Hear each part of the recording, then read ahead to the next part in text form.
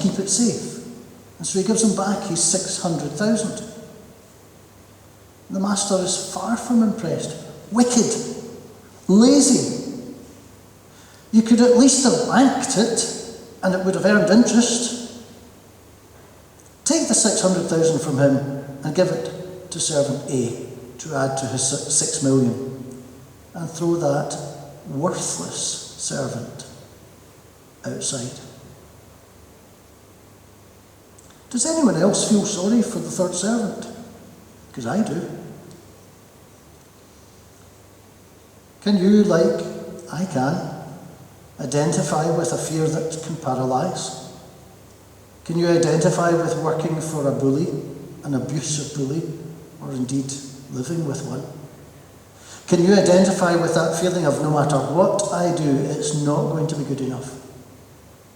I can never win. Have you or someone you know been in a situation where you knew you had to act in a certain way or perform a certain task or do a certain thing, and yet you simply couldn't face it? You couldn't sum up the energy. In particular, in recent months, many have reached such a point of pointlessness. Whatever I do will make no real difference. So what's the point? And this is where my problems with this passage start. Having had to deal with the hypocrisy and the challenges of the Pharisees, Jesus then tells this story, which on the face of it has the owner, has God, behaving like the Pharisees. For in Jesus' story, the owner has huge judgment and no compassion. It's clear and obvious that the key message is that we have to use the gifts we have. We all can see that. And in so doing, we will find those gifts, if we use them, they will actually multiply, they will grow. And God, the owner, God will be pleased and bless. And if we don't use our gifts, well, the few gifts we have will be taken away or become worthless. And that of itself seems harsh, but Jesus was seeking to make an important point about commitment and employing the gifts we have for the kingdom's sake. Many years ago, at my first congregation, at the end of the harvest Thanksgiving, when the church was at the front, I'm sure it'll be the same here, full of goods ready to be distributed, I instructed that only the perishable items be removed from the church. The following Sunday, people were surprised. They kind of, oh, that's all still there. That's unusual. Something must have gone wrong. The next Sunday, the surprise turned to anger. Why were these gifts still sitting there? Why had they not been handed on? Who wasn't doing their job properly? The anger was directed at the session clerk, but he knew what I was up to, and so he smiled quietly to himself and just soaked up the emotion. The congregation understood when I preached on this passage about using the gifts God has given or leaving them lying unused. That was how Jesus taught. He took the ordinary and he made it mean something. Acknowledging that the core of this parable today is to encourage the believers to use their gifts effectively for God, I am struck by the third servant's treatment. I genuinely don't understand why Jesus included this element. Could it be that he was making a very direct point about someone in his audience? I don't know. My main problem is it lacks grace. It seems to portray God as the angry judge.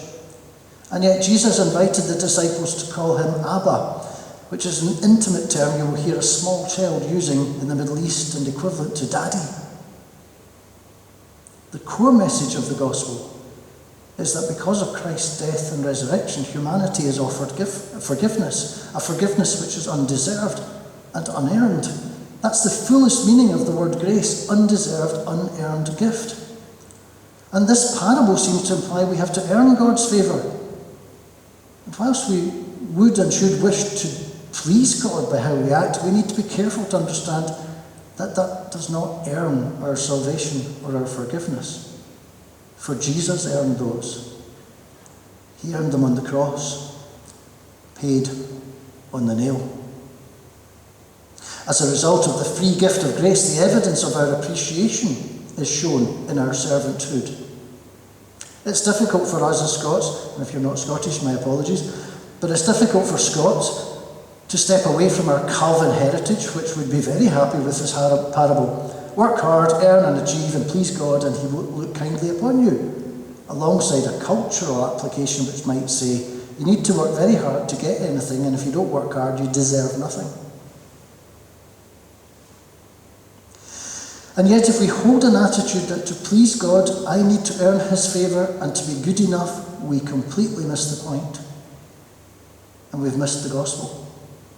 It's only when we realise we're being handed the most amazing gift of love and forgiveness, and that it is simply that, a gift. It's only then we begin to understand the love that motivated the gift.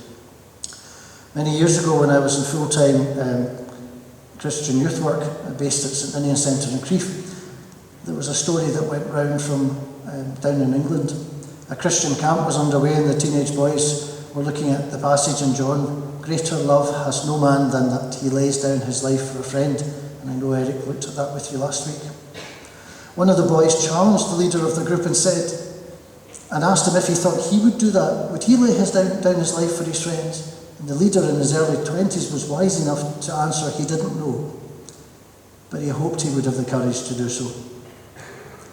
The next day they were all in the water in the kayaks. It was that lad that got into trouble, and his leader went to his rescue. The lad survived. The leader drowned. Theory suddenly became very, very real. And we can reasonably expect that as the years passed, that lad lived a life which was motivated by the appreciation of all that his leader had given, so he could have his life. That is what it is like to understand grace. In 1991, I was co-leading a summer mission team, and we were living in 2 sets of church halls. It was late Saturday evening, and a shout went up calling me to the door of the halls. I found 6 young guys in their late teens, obviously rather threatening in their appearance, about 10 years younger than me. Before I could say very much, other than, what can I do for you, or whatever, I was headbutted and pushed inside, and they rushed in. Aware of the violence and the need to protect our young team members, adult teamers blocked the doors from the vestibule area of the halls, so they could get no further. It left me with 2 male team members and 6 of them. The 2 male team members were my best friend, who was later my best man, and a male psychiatric nurse, a good friend, more than used to violence. None of us fought back. They didn't understand that. They stepped back fairly quickly after a few blows, confused, and left. I believe the Spirit of God was present and effected his protection. I believe he is always present, but there are times when he does not act to protect the way we would wish. We are not exempt from the horrors of this world. When they had left, I discovered why they had been at the door. Stephen was a local lad from a violent household. His cousin was in jail for murder, and we had known him over the previous 3 summers, and he'd asked to join the team this time, which I had allowed. Unknown to us, he had had an altercation with the lads earlier that evening. They'd come looking for him. Stephen knew it.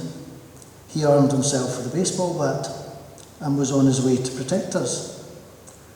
Babs, sadly no longer with us, Babs was a special needs teacher who was on the team with her 2 teenage children. Babs was a larger lady, and she guarded the door and wouldn't let him pass. He wouldn't manhandle her. She refused to budge. It was all over quickly. I didn't know any of this till later, but I was quickly alerted to the giant bear of a lad weeping uncontrollably in the corner of the kitchen, and I sat with him for ages before he managed to start to say over and over and over, "It should have been me. It should have been me. It should have been me." He had experienced the love and care of the team, and he loved us for it, and he had caused 3 of us whom he loved and respected to be attacked. It should have been me. It should have been me. And as I gently reassured him that we were okay and that we did not hold him to blame, I was struck by the most amazing awareness. And I explained that what he was feeling was what every Christian believer should feel when they look at the cross. And just as those believers are not to remain stuck at the cross, saying it should have been me, but are to rise and live and love and serve, so too he was to rise and live and love and serve. And that is what it is like to understand grace. And that's why I struggle with the fact Jesus' parable showed no compassion towards the third servant. Was it that he was signalling that there will be a judgment and we will all be accountable? The scriptures are clear about that, we know that. But it's the identification of fear as the core motive for inaction which bothers me. I have a deep discomfort with the concept of frightening people into the kingdom. Jesus taught and showed the most amazing love. He particularly went to the marginalised, the rejected, the people afraid on the fringes, the powerless, Zacchaeus up a tree, the blind man, verbally abused by the crowd and told to shut up. But Jesus heard him because he didn't shut up. He shouted, "Son of David, have mercy upon me," all the louder. And Jesus stopped the crowd and said, "Bring him to me," and made those who had accused him and verbally vilified him, made them his servants as they brought him centre stage to meet with the Son of David. I can't see anywhere in the New Testament where Jesus ever communicated to a person that they were worthless, which is what makes this parable all the more remarkable. Yes, he told them, the Pharisees, they were snakes and hypocrites, because they were. But his anger was about their abuse of the ordinary people and a perversion of the faith, characterised by turning the Father's house of prayer to a den of thieves. Jesus spoke to the unclean mixed with the outcast. A non-church friend watched a service online I took last month, in fact the service your nomination committee viewed, and he was astonished that I referred to prostitutes. The passage actually referred to prostitutes and I was working with the passage, but his reaction was, "I can't believe you talked about prostitutes in church." What on earth does that say about his understanding of what we are like and what we're about? And clearly I have more work to do to find the opportunities to gently explore his views and share the message of God's love for him. And interestingly, I know he's watching. His reaction was that of religious people of Jesus' time. The ordinary people, they loved Jesus. They were astonished, they were transformed by the way that he cared for them, valued them, demonstrated his belief in their worth, and declared God's love for them. This passage is a very helpful example of the need to hold all of Scripture in tension, and in particular to hold it up against all of Christ's teaching in word and in action. Clearly Jesus was teaching we should employ the gifts that God has given us, and in doing so we will see them increase. He was also warning about the implications of not doing so. His desire by telling the parable was to encourage and motivate to the point where believers would hear the owner declare, "Well done, my good and faithful servant." And what a joy it is to make that declaration at a funeral service of someone who has evidently lived their life serving Christ. Every person here, every person online is loved by God. Every person is worth dying for no one is worthless. Jesus died for each one. Our challenge is to live in that knowledge and use the gifts we've been given to show his love to other people. And the hope, if we do, is that at the end of our days, we too will hear our loving God declare, "Well done, my good and faithful servant." Amen. I know many people share my sadness that we're unable to sing in church. I love singing. It It's such a valued part of our worship, and it has been taken away for now. And as you listen to this medley, sing silently in your mind, please. Conscious of the times we live in and the enduring we are all trying to cope with, I've chosen a medley from the Praise Gathering Choir. This choir is based in the west coast of Scotland, and I have personal connections. My late mum used to sing with them. I did for a brief point, and my elder daughter, when she was 16, met her husband aged 17 as teenagers, and 10 years later got married, and they met at the choir and have been involved ever since. A choir of 400 singers from churches all over central Scotland. They meet for 10 weeks to rehearse. They perform 3 concerts in June, and it's all over until the next year. And as you can gather, this has been going on for many, many years. The medley we're going to hear starts with a song entitled "In Times Like These." It refers to Jesus as the rock on which we anchor. It then moves into a very popular and deeply comforting, familiar hymn. I hope you'll be singing it all day, before completing with a song which essentially invites us to turn our eyes upon Jesus, look full in his wonderful face, and the things of earth will grow strangely dim in the light of his glory and grace. But it isn't actually that hymn. Relax into this medley. It's 8 minutes long, but we've dropped 20 minutes of singing in every service, so I make no apology, and I invite you to enjoy this medley of song. Thank you.